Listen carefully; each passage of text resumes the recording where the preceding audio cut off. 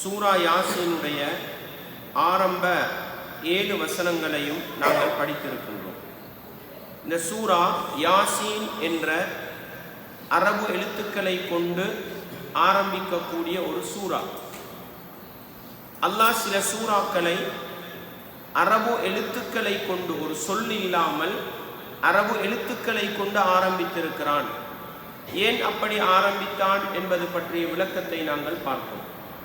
அரபு பேசுகின்ற சமூகத்துக்கு ஒரு சவாலாக அல்லாஹ் 28 எழுத்துக்களை கொண்ட அரபு மொழியிலேதான் அல் குர்ஆனை இறக்கி வைத்திருக்கின்றான். எனவே குர்ஆனை பொய்ப்பிக்கக்கூடிய சமூகம் முடிந்தால் அவர்களது அரபு மொழியிலிருந்து இந்த குர்ஆனை போன்று ஒன்றை கொண்டு வரட்டும் என்று சவால் விடும் முகமாகத்தான் அல்லாஹ் அப்படி ஆரம்பித்திருக்கிறான் என்ற அந்த செய்தியை நாங்கள் பார்த்தோம். அதனால தான் பெரும்பாலும் அலிஃப் லாம் மீம், அலிஃப் லாம் ரா, ஹாமீம், நூன் இது போன்ற எழுத்துக்களை கொண்டு ஆரம்பிக்கக்கூடிய அந்த சூறாவுடைய 2வது வசனத்தை பார்த்தால் அல் குர்ஆனை பற்றி பேசக்கூடியதாக இருக்கும். அதே அடிப்படையில் இங்கேயும் அல்லாஹ் யாசீன் என்று கூறிவிட்டு வல் குர்ஆனில் ஹக்கீம், தீர்க்கமான உறுதியுள்ள அல் குர்ஆனின் மீது சத்தியமாக என்று அல்லாஹ் அல் குர்ஆனின் மீது சத்தியமிட்டு ரசூலுல்லாஹ் ஸல்லல்லாஹு அலைஹி வஸல்லம் அவர்களை பற்றி சொல்கிறான், இன்னக லமினல் முர்சலீன், நபியே நிச்சயமாக நீங்கள் இறை தூதர்களில் ஒருவர் தான் என்று அல்லாஹ் சொல்லி காட்டுகிறான்.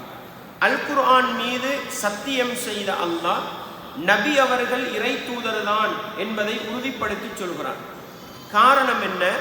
அன்றைக்கு முஹம்மது நபி அவர்கள் அல் குர்ஆனை எடுத்துக்கொண்டு வந்து தான் அல்லாஹ்வுடைய தூதர் என்று சொல்லுகின்ற நேரம் அதனை மக்கத்து காஃபிர்கள் மறுத்தார்கள். அவர்களுக்கு பதிலளிக்கும் முகமாக அல்லாஹ் இன்னக லமினல் முர்சலீன், நபியே நிச்சயமாக நீங்கள் இறை தூதர்களில் ஒருவர் தான் என்று அல்லாஹ் உறுதிப்படுத்தி சொல்கிறான். அந்த இறை தூதர் அலா சிராத்தின் முஸ்தகீம், நேரான பாதையின் மீது இருக்கிறார்.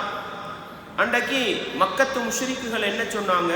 நபிகளாரை பார்த்து வழிகேடர் என்று சொன்னார்கள், சூனியக்காரர் என்று சொன்னார்கள், சாஸ்திரக்காரர் என்று சொன்னார்கள்.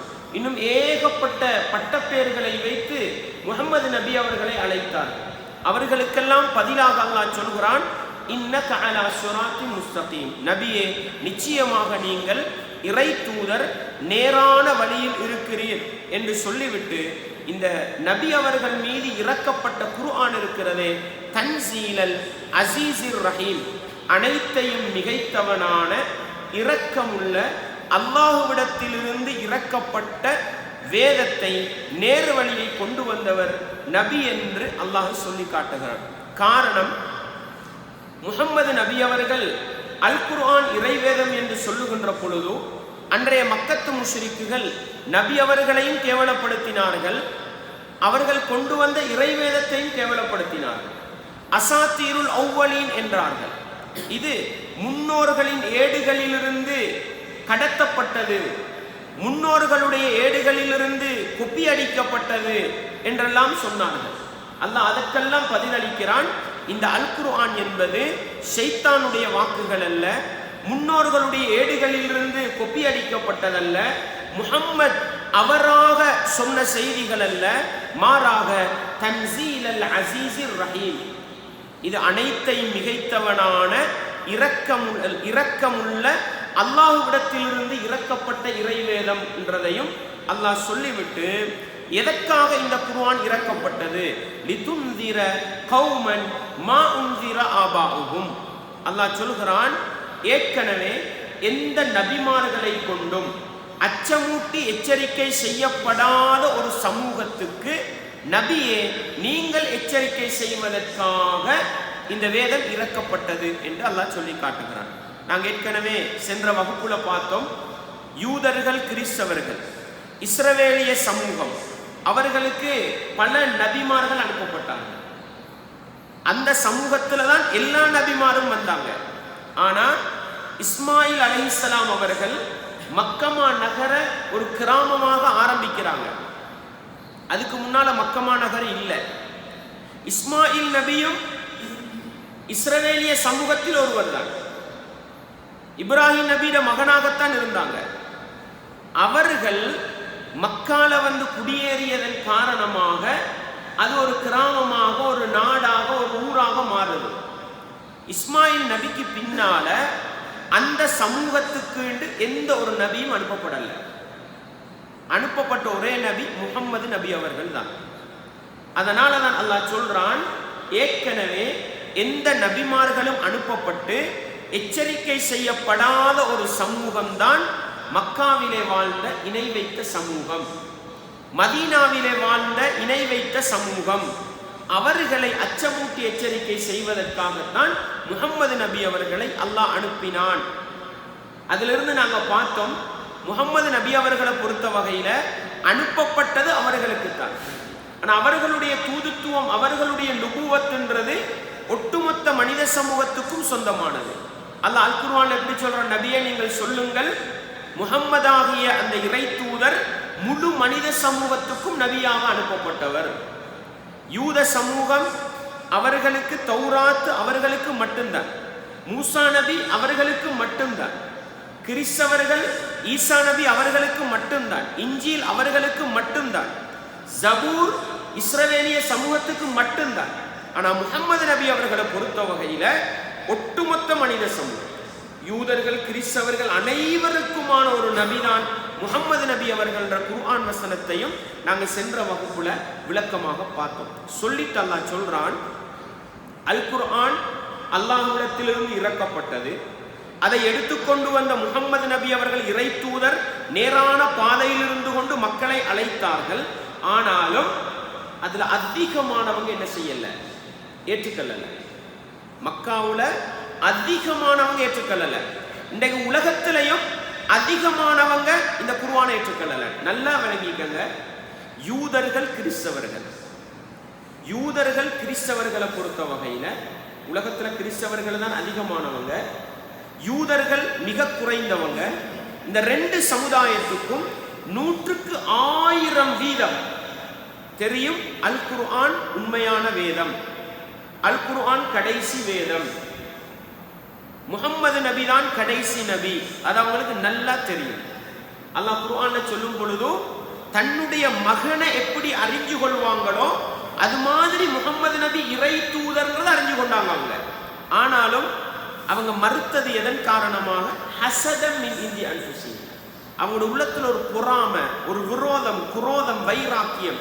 என்ன கோபம், எல்லா நபிமாரும் இஸ்ரவேலிய சமூகத்துல வந்தாங்க, ஆனா முஹம்மது நபி மட்டும் எதுல வந்தாங்க, அரபு சமூகத்துல வந்தாங்கன்ற அந்த பொறாமை தான் இஸ்லாத்தை முஸ்லிம்களும் எதிர்ப்பதற்கு காரணம். எனவே அவர்கள் எல்லாருக்கும் தெரியும், ஆனாலும் ஏற்றுக்கொள்ளல. மக்காவுல இருந்த முஷ்ரிக்கீன்களுக்கு முஹம்மது நபி உண்மையானவர்னு தெரியாது. அல் குர்ஆன் இறைவேதம் என்ற அனுபவமே அவங்களுக்கு இல்லை. ஆனாலும் அல்லாஹ் முஹம்மது நபி அவர்களுக்கு சில அத்தாட்சிகளை கொடுத்தார். சூரியனை சந்திரனை 2ஆக பிளந்து காட்டினான். அல்லாஹ் கண்முன்னுக்கு காட்டினான். ஒரு சில உதவிகளை கண்முன்னுக்கு காட்டினான். அபூ ஜஹல் ஒரு கட்டத்துல மக்கள்கிட்ட சொல்றான், இந்த முஹம்மது உங்களுக்கு முன்னால வந்து தொழுதா அவருடைய தலையை நான் மிதிப்பேன் என்றார். ஏன்னா ரசூலுல்லாஹ் எப்பவுமே கஅபத்துல்லாஹ்க்கு பக்கத்துல வந்து தான் தொழுவாங்க. அடுத்த சஹாபாக்கள் ஒளிஞ்சி மறைஞ்சி தொழுதாங்க, ஏன்னா அவங்களுக்கு பாதுகாப்பு இல்லை. முஹம்மது நபிக்கு அபூ தாலிப் பாதுகாப்பா இருந்தார். அதனால ரசூலுல்லாஹ் கஅபத்துல்லாஹ்க்கு பக்கத்துல தான் வந்து தொழுவாங்க. ஒரு நாள் அபூ ஜஹல் சவால் விட்டுட்டு ரசூலுல்லாஹ் வந்து தொழுகிற நேரம் ரசூலுல்லாஹ்ட தலையை மிதிக்கிறதுக்கு அப்படி போற நேரம் அப்படி விழுகிற மாதிரி பின்னுக்கு ஆகுறான். நாங்கள் இதை வந்து இக்ரா பிஸ்மி ரப்பிக்கல் கலக்கிற சூறான விளக்கத்துல பார்த்தோம். அப்படி ஒரு குழியில விழுகிறவன் எப்படி தன்னை பாதுகாத்து கொண்டு ஓடுவானோ அது மாதிரி அபூ ஜஹல் பின்வாங்கி ஓடுறான். இப்போ மக்கள் எல்லாம் கேட்டாங்க, என்ன நடந்துச்சு அபூ ஜஹலே உங்களுக்கு? இப்பதான் சொன்னான், அவருக்கு முன்னால் ஒரு நெருப்பு கிடங்கு இருந்துச்சு, அதுல நான் விழ பார்த்தேன், தப்பி ஓடி வந்துட்டேன். அந்த அளவுக்கு அந்த காஃபிர்களுக்கு முன்னால இவர் இறை தூதர் தான் என்றதை அல்லாஹ் காட்டினான். ஆனாலும் என்ன செய்யல, அவங்க ஏற்றுக்கொள்ளல. காரணம் என்ன? லக்கத் ஹக்கல் கௌலு, நாங்க போன வகுப்புல படிச்சோம், அல்லாஹ்வுடைய உறுதியான ஒரு வார்த்தை அலா அக்ஸரி, அவர்களில் அதிகமானவர்களுக்கு உரித்தாகி விட்டது. அல்லாஹ்வோட ஒரு வார்த்தை இருக்கு. அது என்ன வார்த்தை? குர்ஆன்ல பல இடங்கள்ல வரும். பல இடங்கள் அது என்ன வார்த்தைன்னு சொன்னா லஅம்ல அன்ன ஜஹன்னம மினல் ஜின்னதி வன்னாசி அஜ்மஈன், மனிதர்களிலிருந்தும் ஜின்களிலிருந்தும் அதிகமானவர்களை கொண்டு நான் நரகை நிரப்புவேன் என்று ஷைத்தானுக்கு அல்லாஹ் ஒரு வாக்குறுதி அளிச்சார். அங்க அந்த வாக்குறுதி அதுதான் கவுலுன்றது. லக்கத ஹக்கல் கவுலு. கவுலுன்றது அரபுல என்னன்னா ஒரு சொல், ஒரு வார்த்தை, ஒரு பேச்சு, அதுக்கு சொல்லுவோம் நாங்க. அல்லாஹ் இங்க என்ன சொல்றோம்? லக்கத ஹக்கல் கவுலு, அல்லாஹ்வுடைய உறுதியான அந்த சொல் அலா அக்ஸரிஹி, அவர்களில் அதிகமானவர்கள் மீது உரித்தாகிவிட்டது. அது என்ன சொல்லாது? நான் யாரெல்லாம் ஷைத்தானுக்கு பின்னால போறாங்களோ அவர்களை கொண்டு நான் நரகத்தை நிரப்புவேன் என்ற வார்த்தை. அந்த வார்த்தை யாருக்கெல்லாம் இறங்குமோ அவங்க முக்மீனாக மாட்டாங்க. ஃபஹும் லா யுக்மினூன், அவர்கள் முக்மீன்களாக முடியாது. அதனால தான் எப்பொழுதும் நாங்க ஹிதாயத்தை அல்லாஹ்ட்ட கேட்கணும், நேர்வழியை நாங்கள் அல்லாஹ்ட்ட கேட்கணும். ரசூலுல்லாஹ் இறை தூதர் சுவனத்து கதவை முதலாவது தட்டுற மனிதர் அதிகமாக கேட்ட துஆ என்ன? அல்லாஹும்ம யா முகல்லிபல் குலூப், உள்ளங்களை புரட்டக்கூடிய ரப்பே, முஸர்ரிஃபல் குலூப், உள்ளங்களை திருப்பி விடுகிற ரப்பே, ஏண்ட உள்ளத்தை உண்ட மார்க்கத்துல உறுதியாக்கும். ஏன் ரசூலுல்லாஹ் கேட்டாங்க? அல்லாஹ் நரகவாதின்னு தீர்ப்பளிச்சு முடிவெடுத்த அந்த சொல் யாருக்கெல்லாம் அமுலாகுமோ அவங்க வெற்றி பெறலாம். விளங்கிச்சா? எனவே ரசூலுல்லாஹ் குர்ஆனை சொல்ற நேரம், நபின்ற அத்தாட்சியோட சொன்ன நேரம் அதிகமானவங்க குர்ஆனை மறுத்தாங்க, ரசூலுல்லாஹ்வை மறுத்தாங்க. காரணம் என்ன? அல்லாஹ் சொல்றான் லக்கத ஹக்கல் கௌலு அலா அக்ஸரி, அவர்கள் நரகவாதி தான், அவர்களை கொண்டு நான் நரகை நெருப்புவேன் என்ற அந்த சொல் அவர்களில் அதிகமானவர்களுக்கு என்ன செய்து விட்டது? உரித்தாகிவிட்டது. ஃபஹும் லா யுக்மினூன், எனவே அவர்களில் அதிகமானவர்கள் முக்மீனாகவில்லை. இன்றைக்கும் உலகத்துல அதிகமானவங்க குர்ஆனை ஏற்றுக்கொள்ளலண்டா ஒன்றும் தேவையில்லை.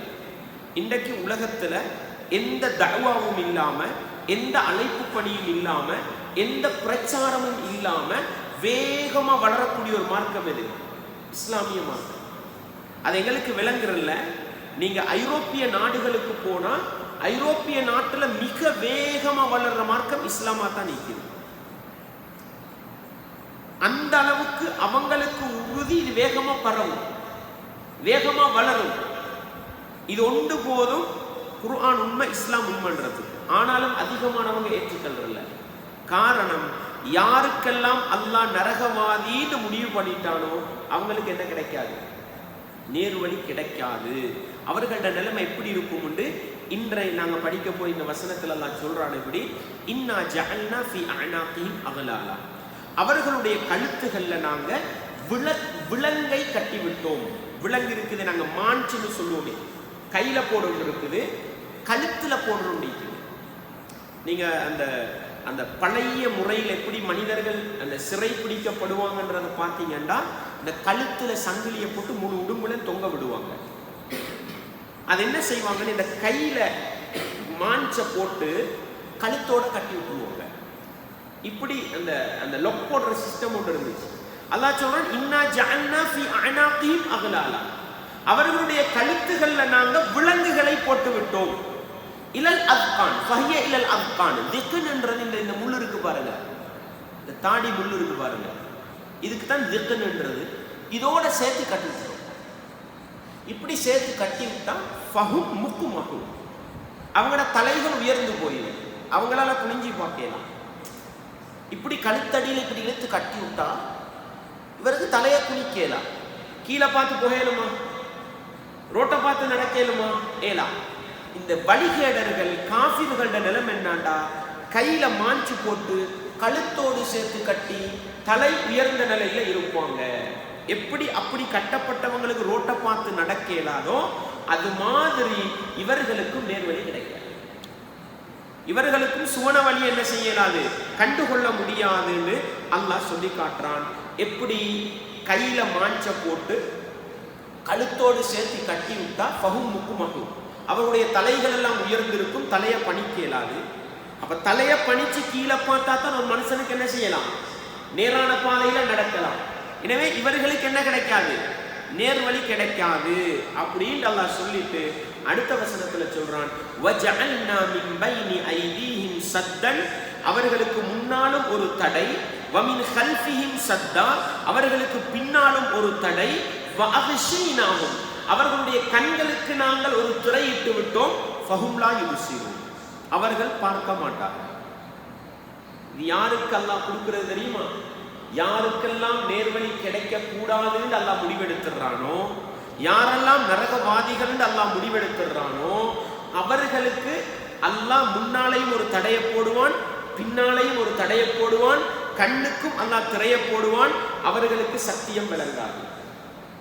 அதனால நான் போன கிளாஸ்ல சொன்னேன், நானும் நீங்களும் இன்றைக்கு படைச்சவன் ரப்பு அல்லாஹ்னு ஏற்றுக்கொண்டு, அல் குர்ஆன் இறைவேதம்னு ஏற்றுக்கொண்டு 5 நேரம் தொழுது கொண்டு வாழ்றோம்டா, இது அல்லாஹ் எங்களுக்கு செய்யற பெரிய பாக்கியம்.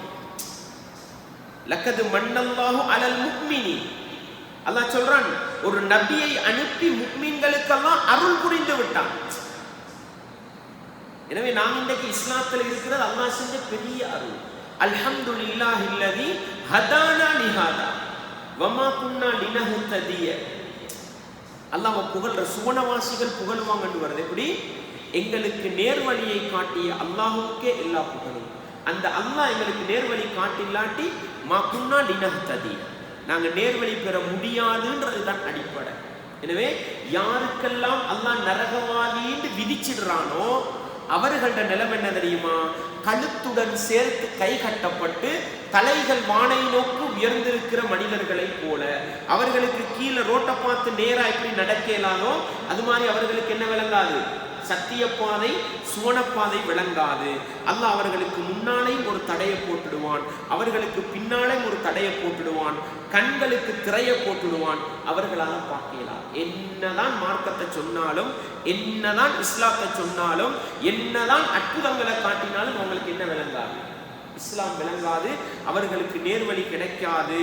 அல்லாஹ் சொல்றான், வஸவாஉன் அலைஹிம் அஅன்தர்தஹும் அம் லம் துன்திரு. நபியே, அவர்களுக்கு நீங்கள் அச்சமூட்டி எச்சரிக்கை செய்தாலும் சரி, அச்சமூட்டி எச்சரிக்கை செய்யாவிட்டாலும் சரி, லா யுக்மினு, அவங்க முக்மீனாக மாட்டாங்க. இது யாரோட நிலைமைன்னு சொன்னா நரகவாதிகளுக்கு தீர்ப்பளிக்கப்பட்டவங்களோட நிலைமை. இப்ப இதை வச்சுக்கொண்டு காஃபிர்களுக்கெல்லாம் தர்வா செய்யக்கூடாது, அவர்களெல்லாம் நரகவாதிகள் அப்படி முடிவெடுக்கலுமா?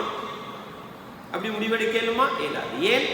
ஒரு மனிதன் மௌத்தாகும் வரையில அவன் அல்லாஹ் எந்த கூட்டத்தில் எழுதி வச்சிருக்கிறான்றது எங்களுக்கு தெரியாது. விளங்கிச்சா உங்களுக்கு? ஏன்னா இது ரசூலுல்லாஹ் அல்லாஹ் சொல்றது என்னென்றால், ரசூலுல்லாவை எதிர்த்து எதிர்த்து பத்ர்ல பல பேர் கொல்லப்பட்டாங்க, உஹதுல கொல்லப்பட்டாங்க, கந்தக்ல கொல்லப்பட்டாங்க. மக்காவுல இருந்த அதிகமானவங்களுக்கு ஈமான் கிடைக்கல. கிடைக்காமலே என்ன செஞ்சாங்க? அவர்களை பத்தி தான் நல்லா சொல்லி காட்டுறாங்க. இன்றைக்கும் இதுதான் நிலைமை. எது வரைக்கும் ஈமான் கிடைக்கலையா, இஸ்லாம் கிடைக்கல, அவர்கள் எல்லாம் எந்த கூட்டத்தில்? இன்னா ஜஅல்னா ஃபீ அனாகிம் அக்லாலா. யாருடைய கழுத்தெல்லாம் கையெல்லாம் கழுத்தோடு கட்டப்பட்டு தலைகள் உயர்ந்திருக்குமோ அவனுக்கு எப்படி நேரா பார்த்து போக இயலாதோ அது மாதிரி தான் அல்லாஹ் நரகவாதின்னு முடிவு பண்ணினவங்களுக்கு என்ன கிடைக்காது? சுவர்க்க வழி கிடைக்காது. இது மௌத்து வரைக்கும் தீர்ப்பு சொல்ல இயலாது. மௌத்துக்கு பிறகு சொல்லுவோம், அல்லாஹ் இந்த கூட்டத்தில் அவரை சேர்த்திருக்கிறார். விளங்குதா? ஈமானோட கடைசி கட்டம் கூட சில மனிதர்கள் என்ன செய்யலாம்? ஈமானோடு இஸ்லாத்தோடு போகலாம். ஏன்? அல்லாஹ் அவர் அந்த கூட்டத்தில் எழுதிக்க மாட்டாங்க. விளங்கிச்சா உங்களுக்கு? எனவே யாரெல்லாம் ஈமான் இல்லாம மௌத்தா போறாங்களோ, யாரெல்லாம் இஸ்லாத்தை எதிர்த்து கொண்டு மௌத்தா போறாங்களோ அவர்களுக்கெல்லாம் என்ன தீர்ப்பு? லக்கத ஹக்கல் கௌலு அலா அக்ஸரிஹிம் ஃபஹும் லா யுக்மினூன். அவர்களில் அதிகமானவர்களுக்கு நரகம்தான் என்ற வார்த்தை விதியாகிவிட்டது, அவங்க முக்மீனாக மாட்டாங்க. எனவே மரணம் வரைக்கும் தீர்ப்பு சொல்ல இயலாது. மரணம் வரைக்கும் எங்கள் மீது உள்ள கடமை தஅவா செய்யறது. நாங்க தஅவா செய்யறோம், இஸ்லாத்தை சொல்றோம், ஏற்றுக்கொள்ளாம போயிட்டாங்கன்னா தீர்ப்பு என்ன? லக்கத ஹக்கல் கௌலு அலா அக்ஸரிஹிம் ஃபஹும் லா யுக்மினூன்ற பகுதியை அல்லாஹ் எனக்கும் உங்களுக்கும் சொல்லி காட்டுறான். சரி, இந்த வசனத்தில் ஒரு செய்தியை படிக்கணும். நாங்க ரசூலுல்லாஹ்வுடைய ஹிஜ்ரத்திர பாடத்தை நாங்கள் படித்தோம்னு சொன்னால் அதில் முக்கியமான ஒரு செய்தியை படிப்போம். என்னென்னா, ரசூலுல்லாஹ் ஸல்லல்லாஹு அலைஹி வஸல்லம் அவங்க ஹிஜ்ரத்து பயணம் போகக்கூடிய நேரத்தில் ரசூலுல்லாஹ் வீட்டுக்கு தூங்கி கொண்டு தானே இருந்தாங்க. தூங்குற நேரம் வெளியே என்ன செஞ்சாங்கன்னா மக்கத்து காஃபிர்கள் எல்லாம் வந்து வீட்டை வட்ட பண்ணினாங்க, முகம்மது வெளியே தப்பி வைத்திடக்கூடாது, அவர் வெளியேற நேரம் கொல்லணும், அப்படி ஒரு முடிவோட போனாங்க. இப்ப நீங்க ஒரு வரலாறு படிப்பீங்க என்னன்னா, ரசூலுல்லாஹ் ஸல்லல்லாஹு அலைஹி வஸல்லம் அவங்க வீட்டுக்கு என்ன பண்றாங்கன்னா அலி ரலியல்லாஹு அன்ஹு அவர்களை அவர்களோட படுக்கையில படுக்க வச்சுட்டு ரசூலுல்லாஹ் வீட்டை விட்டு வெளியே வருவாங்க. வெளியே வரும்பொழுது என்ன செய்வாங்க, ஒரு மண் குடி எடுத்து وَجَعَلْنَا مِنْ بَيْنِ أَيْدِيهِمْ سَدًّا وَمِنْ خَلْفِهِمْ سَدًّا, அவர்களுக்கு முன்னாலும் ஒரு தடையை ஏற்படுத்தி அவர்களுக்கு பின்னாலும் ஒரு தடையை ஏற்படுத்துகின்ற இந்த வசனத்தை ஓதி மண்ணை தூவினாங்க. இந்த மண் யாருடைய தலையிலெல்லாம் விழுந்ததோ அவர்கள் யாரும் ரசூலுல்லாஹ் காணல. அவர்களுக்கு முன்னால ரசூலுல்லாஹ் வெளியாகி போனாங்க, யாரோட கண்ணுக்கும் விளங்கல்ல. அப்படின்னு இப்னு இஸ்ஹாக் ரஹிமஹுல்லாஹ், இப்னு இஸ்ஹாக்ன்றது யாருன்னா ரசூலுல்லாஹ்வுடைய சீரா வரலாறு இருக்குதே, இத தொகுத்த முக்கியமான அறிஞர்கள் ஒருத்தர் தான் முஹம்மது இப்னு இஸ்ஹாக் ரஹிமஹுல்லாஹ். அவங்க இப்படி ஒரு செய்தி ஒன்றை பதிவு செய்யறாங்க. இது நிறைய வரலாறு படிக்கிறார்கள், இதை பேசுவாங்க, விளங்கிச்சு. அதனாலதான் இன்றைக்கும் சில பேர் கல்வர்களை கண்டா ஆபத்தான இடத்துக்கு போனா என்ன பூர்வவசனத்தை ஓதுவாங்க, வஜஅல்னா மின் பைனி ஐதிஹிம் சத்தம் வமின் கல்ஃபிஹிம் சத்தா ஃபஹும் லா யுப்சிரூன் போவாங்க. இப்படி ஒரு நம்பிக்கை உண்டு, இந்த வசனத்தை ஓதினா பாதுகாப்பு இருக்குது, நல்லா விளங்கிக்கங்க. அப்படி வரக்கூடிய செய்தி பலவீனமானது. என்ன, அப்படி வரக்கூடிய செய்தி பலவீனமானது. அப்ப எல்லாரும் வெளியே நின்று பார்த்து கொண்டிருக்கிறாங்க, முகம்மது வருவார் முகம்மது வருவார் என்று. ரசூலுல்லாஹ் மண்ணை தூவிட்டு போயிட்டாங்க. அப்போ ஒருத்தர் வந்து கேட்பார், யாரை எதிர்பார்த்து கொண்டு நிற்கிறீங்க? நாங்கள் முகம்மது வெளியே வரனால எதிர்பார்த்துக்கணும் அதை கொள்றது, அவர் தான் இப்போதான் உங்களை தாண்டி தானே போறாரு அப்படின்னு. அப்போதான் எல்லாரும் தலையை பிடிச்சு பார்க்கணும், தலையில் என்ன இருக்கும், மணல் இருக்கும் அப்படின்னு. இப்ப இவங்களுக்கு சந்தேகம், உண்மையிலே முகம்மது எங்களை கடந்து போனார் தானே, உத்தரம் காணலையே. இப்ப என்ன செய்வாங்கன்னா சில பேர் அப்படியே வீட்டுள்ள எட்டி பார்ப்பாங்க, பார்த்தா அலி ரலியல்லாஹு அன்ஹு தான் ரசூலுல்லாஹ்வோட படுக்கையில படுத்து கொண்டிருப்பாங்கன்னு அந்த வரலாறு வரும். நல்லா விளங்குங்க. இந்த வரலாற்று செய்தி என்ன, ரசூலுல்லாஹ் இந்த மண்ணை தூவிட்டு போனாங்க, அந்த நேரத்தில் வஜஅல்னா மின் பைனி ஐதிஹிம் சத்தன்ற வசனத்தை ஓதினாங்க, இப்படின்றது பலவீனமானது. எனவே பாதுகாப்பு கருதி வஜஅல்னா மின் பைனி ஐதிஹிம் சத்தம் வமின் கல்ஃபிஹிம் சத்தன்ற குர்ஆன் வசனத்தை ஓதினா பாதுகாப்பு இருக்குது என்று எங்கேயும் சஹீஹான ஹதீஸுகள் வரலன்றதையும் இந்த வசனத்துக்கு கீழே ஒரு செய்தியா நாங்கள் என்ன செய்யணும், படிச்சு கொள்ளணும். எனவே இந்த வசனம் எங்களுக்கு சொல்ற பாடம் என்னன்னா, யாரெல்லாம் இஸ்லாத்தை எதிர்த்து ரசூலுல்லாஹ்வை எதிர்த்து குர்ஆனை எதிர்த்து கொண்டு போறாங்களோ அவர்களுக்கெல்லாம் ஹிதாயத்தை கொடுத்து அவங்க பாக்கியம் உள்ளவங்க. ஹிதாயத்து கிடைக்கலன்னா அவங்க யாரு, அவர்களுக்கு முன்னாலும் அல்லாஹ் ஒரு தடையை போட்டிருக்கிறான், பின்னாலும் ஒரு தடையை போட்டிருக்கிறான், கண்ணுக்கு அல்லாஹ் ஒரு திரையை போட்டு விட்டான், அவங்களுக்கு என்ன ஏறாது, சத்தியம் ஏறாது. இதுல நாங்கள் மிச்சம் கவனமா இருக்கணும். அடுத்த வசனம் எங்களுக்கு சொல்லுது, யாருக்கு நேர்வழி கிடைக்கும், யாருக்கு ஹிதாயத்து கிடைக்கும், யாருக்கு சத்தியம் விளங்கும், யாருக்கு குர்ஆன் சுன்னா நேர்வழி காட்டும், அதை பத்தி அல்லாஹ் சொல்றான். இன்ஷா அல்லாஹ் எங்களோட அடுத்த வகுப்புல பார்ப்போம். படிக்க வேண்டிய பாடம் என்ன, யாருக்கெல்லாம் அல்லாஹ் நேர்வழி காட்ட ரெடி இல்லையோ, யாருக்கெல்லாம் அல்லாஹ் ஹிதாயத்தை கொடுக்க ரெடி இல்லையோ, அல்லாஹ் யாருக்கெல்லாம் சுவனத்தை கொடுக்க தயார் இல்லையோ அவர்களுக்கு என்ன தடையை போட்டுருவான் அல்லாஹ். எது மாதிரி தடை, 2 கைகளுக்கும் மாஞ்சு போட்டு கழுத்து இந்த நாடி குழியோட சேர்த்து கட்டி விட்டா அவருக்கு எப்படி தலையை பணிச்சு கீழே பார்க்கலாதோ அது மாதிரி அவருக்கு என்னத்தை பார்க்கலா போகும், நேர்வழியை பார்க்கலா போகும். அவருக்கு முன்னாலையும் தடை பின்னாலையும் தடை, கண்ணுக்கும் அல்லாஹ் என்ன செஞ்சிருவான், திரையை போட்டுடுவான். எச்சரிக்கை இருக்குதுன்ற பகுதியை நானும் நீங்களும் விளங்கணும். யாருக்கு நேர்வழி கிடைக்குன்ற பகுதி இன்ஷா அல்லாஹ் நாங்கள் நாளைக்கு எங்களோட வகுப்புல அடுத்த கிழமை இன்ஷா அல்லாஹ். சுப்ஹானக அல்லாஹும்ம வ பிஹம்திக்